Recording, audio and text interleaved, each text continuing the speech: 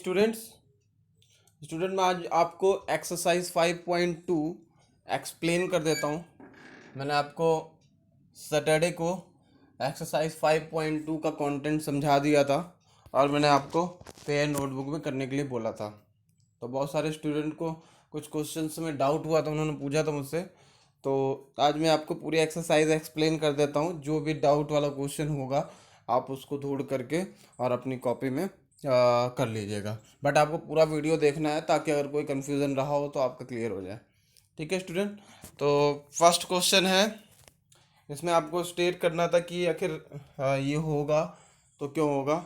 State the property that is used in each of the following statement.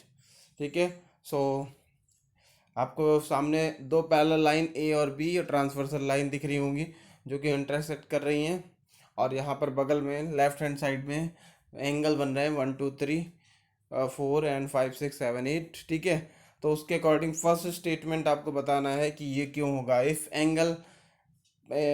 A parallel to B, अगर A line है वो B के parallel है, then angle 1 equal to angle 5। ये क्यों होता है स्टूडेंट? मैंने आपको बता रखा था कि जब लाइन पैरेलल होती हैं और उनको ट्रांसवर्सल लाइन इंटरसेक्ट कर रही होती है तो ये जो एंगल 1 और 5 हैं, ये कौन सा एंगल है स्टूडेंट? करस्पॉन्डिंग एंगल है, ये इक्वल होते हैं। ठीक है ना, तो पेयर ऑफ करस्पॉन्डिंग एंगल है, इसकी प्रॉपर्टी ये ही है। ठीक है, उसके बाद आते हैं next question. If angle 4 is equals to angle 6 then A is equals to B. अगर एंगल 4 और एंगल 6 स्टूडेंट, एंगल 4 और एंगल 6 ये दोनों अगर इक्वल हो जाएंगे तो स्टूडेंट ये लाइन ए और बी पैरेलल होंगी। तो ये किस प्रॉपर्टी के थ्रू है स्टूडेंट? ये alternate pair of alternate angle है, इसकी प्रॉपर्टी के थ्रू है। समझ में आ गया स्टूडेंट? उसके बाद नेक्स्ट है, if angle 4 plus angle 5 is equals to 180 degree. तो मैंने आपको स्टूडेंट बताया था then A parallel to B. Student मैंने आपको बताया था कि जब इंटीरियर जो एडजेसेंट एंगल होते हैं, जैसे 4 और 5, these are the interior adjacent angle, है कि नहीं? पैरेलल लाइन में इंटीरियर एडजेसेंट एंगल है, तो अगर ये इनका सम 180 डिग्री के इक्वल होता है तो ये लाइन जो है ए और बी क्या होती है? पैरेलल होती है। ठीक है ना स्टूडेंट, तो यहाँ पर ये इंटीरियर एडजेसेंट एंगल की प्रॉपर्टी के थ्रू हो रहा है। ठीक है ना, समझ में आ गया?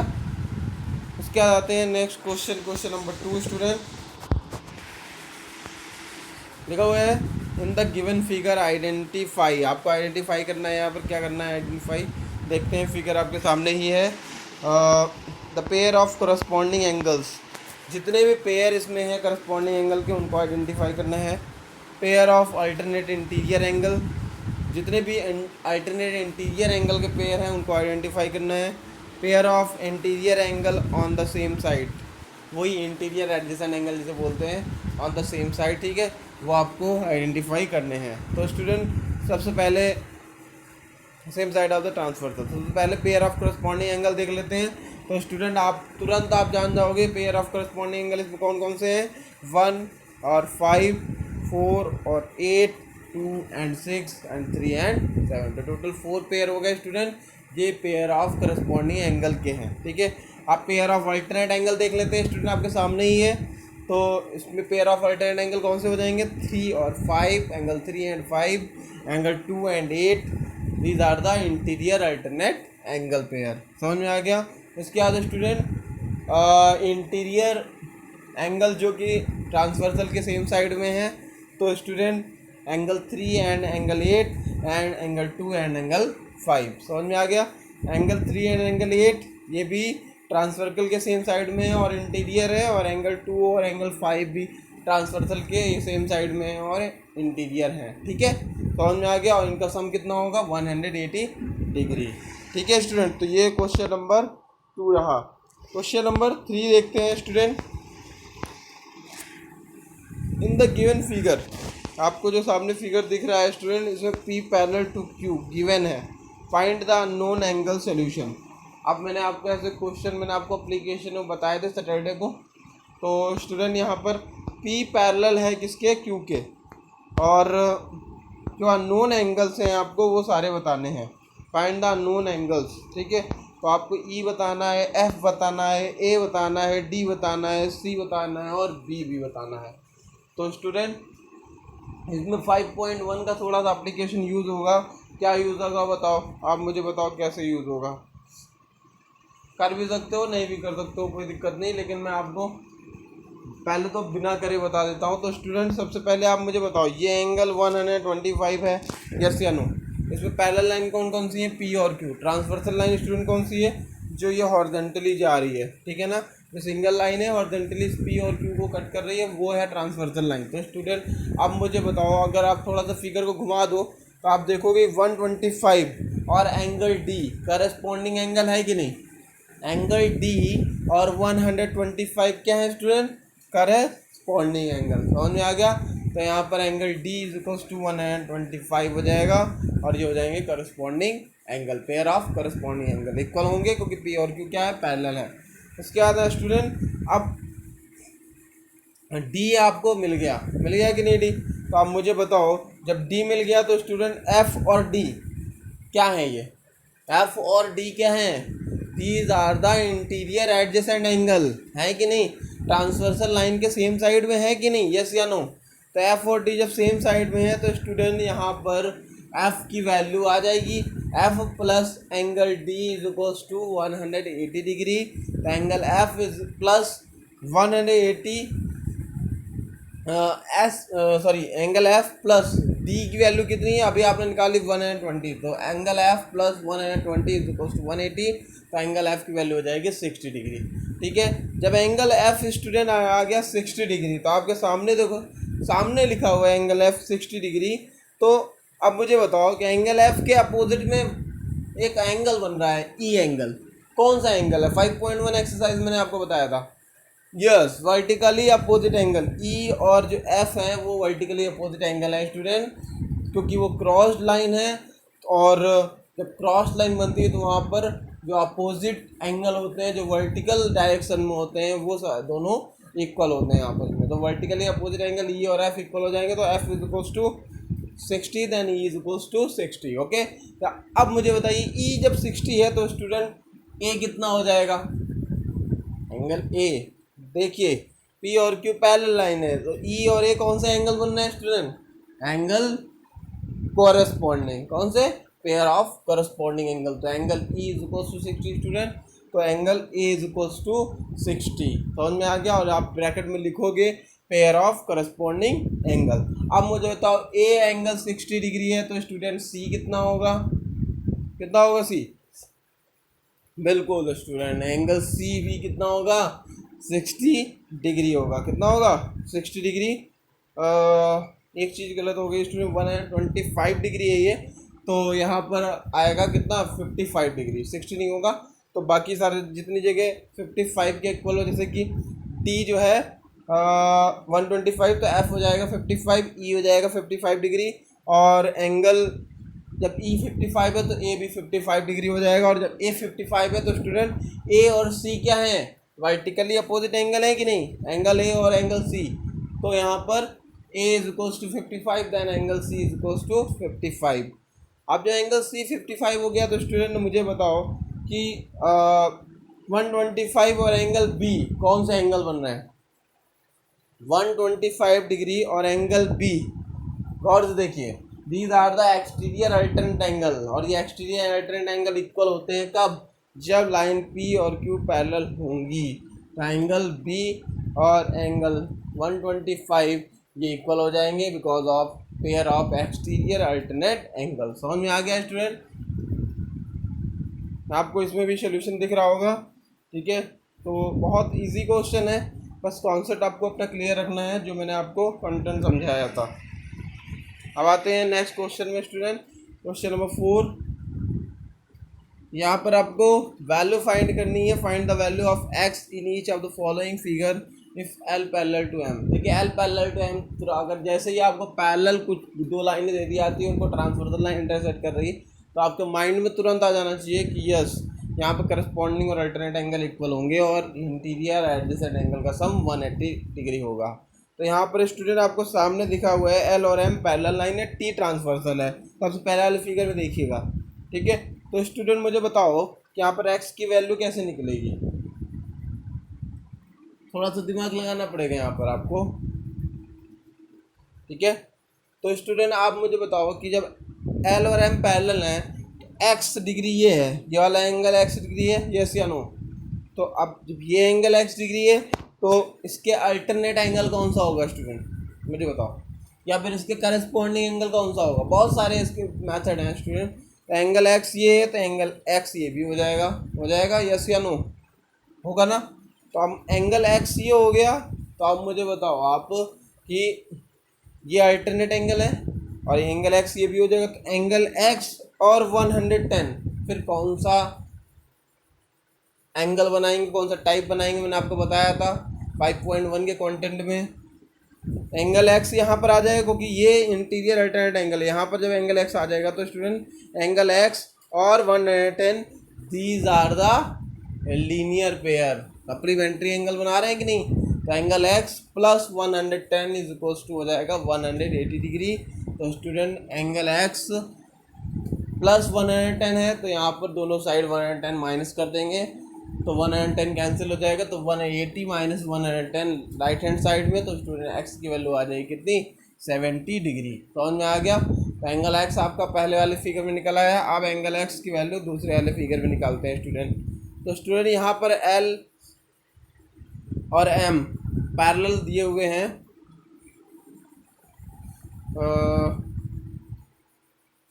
Find the value of x in each of the following figure if L parallel to M, ठीक है। तो यहाँ पर सेकंड वाले के लिए कंडीशन नहीं दी हुई है, तो स्टूडेंट डोंट वरी। L यहाँ पर T जो है वो L का वर्क करेगा तो L पैरेलल टू M है, तो स्टूडेंट A और B ट्रांसवर्सल लाइन हो जाएंगी। और जो फिगर बन रहा है वो 110 और x देखो आप, ये जब L और M, अगर मान लो ये L हो गई और M हो गया है तो L पैरेलल M है, तो स्टूडेंट आप मुझे बताओ A ट्रांसवर्सल लाइन इसको इंटरसेक्ट कर रही है तो करस्पॉन्डिंग एंगल होंगे कि नहीं, 110 और x होंगे ना। सेम साइड है, डिफरेंट वर्टिसेस हैं कि नहीं। तो 110 और x कौन से एंगल हो जाएंगे, करस्पॉन्डिंग और इक्वल भी होंगे। तो स्टूडेंट x की वैल्यू यहाँ डायरेक्टली निकल आएगी 110 डिग्री, ठीक है। तो इसमें कोई ज़्यादा इतना डिफिकल्ट टास्क नहीं है, अच्छे से करोगे क्वेश्चन। और क्वेश्चन को करने का तरीका आपको देखो सामने लिखा हुआ है, let the angle opposite to 110 be y. यहाँ पर देखिए वर्टिकली अपोजिट एंगल समझ के किया गया फर्स्ट वाले क्वेश्चन को कि 110 का जो अपोजिट एंगल है वो क्या है, y है। तो वर्टिकली अपोजिट y हो गया, तो y और x, क्योंकि y 110 हो जाएगा ऑलरेडी। तो स्टूडेंट जब y 110 तो ये वाला एंगल और ये वाला एंगल स्टूडेंट 110 के अपोजिट वाला एंगल देखिए, और जो अपोजिट है वो उसके x के साथ क्या रिलेशनशिप है, these are the interior adjacent angle. तो वहाँ पर सम उनका आप कर दोगे। देखिए यहाँ पर हमने x plus y is equal to 110 और x y की वैल्यू आपको मालूम है वर्टिकली अपोजिट एंगल, तो 110 हो जाएगी तो x इज इक्वल टू हो जाएगा 70 डिग्री, ठीक है। इस मेथड से भी कर सकते हो। लिखने का तरीका आप देखिए यहाँ पर कैसे हर चीज़ को एक्सप्लेन किया जा रहा है ब्रैकेट में, ठीक है। तो आपको ऐसे करना है, जो भी प्रॉपर्टी है उसको स्टेट करना है ताकि हाँ समझ में आए कि हाँ आपने इस मेथड के थ्रू, इस प्रॉपर्टी के थ्रू इसको, इस लाइन को लिखा है, ठीक है। इसके बाद नेक्स्ट क्वेश्चन में आते हैं स्टूडेंट।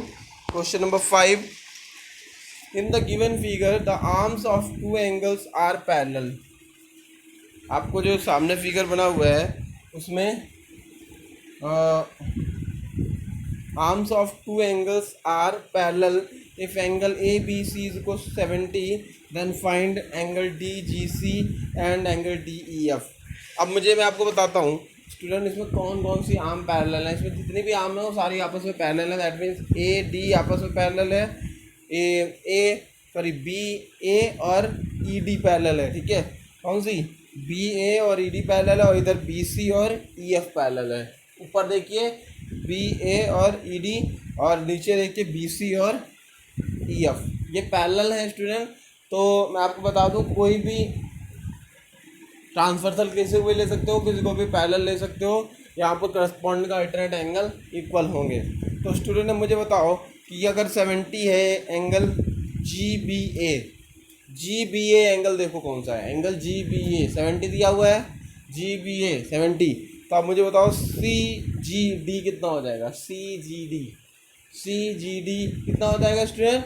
यस बिल्कुल 70 हो जाएगा, बिकॉज CGD ये क्यों हो जाएगा 70, या फिर DGC बोल सकते हैं उसको, क्योंकि ये करस्पॉन्डिंग एंगल का पेयर है और pair of corresponding angle equal होंगे, बिकॉज यहाँ पर A और D जो BA है और जो GD है, BA और ED, these are the parallel line और उनको एक ट्रांसवर्सल लाइन BC इंटरसेक्ट कर रही है। ठीक है, ये केस यहाँ बन गया। और जब DEF की वैल्यू निकालेंगे स्टूडेंट, DEF की, तो उसके लिए हमको किसका यूज़ लेना पड़ेगा?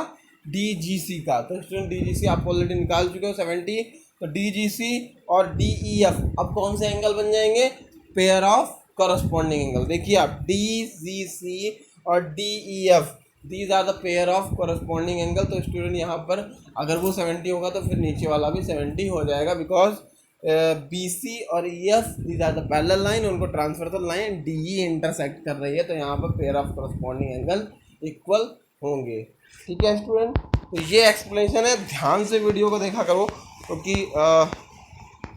आपको क्वेश्चन को अच्छे से समझना है, जो कंटेंट है उसको भी अच्छे से लर्न करो, समझो, कोई चीज़ नहीं समझ में आती पूछो, कॉल करो। ठीक है, in the given figure below decide whether L is parallel to M।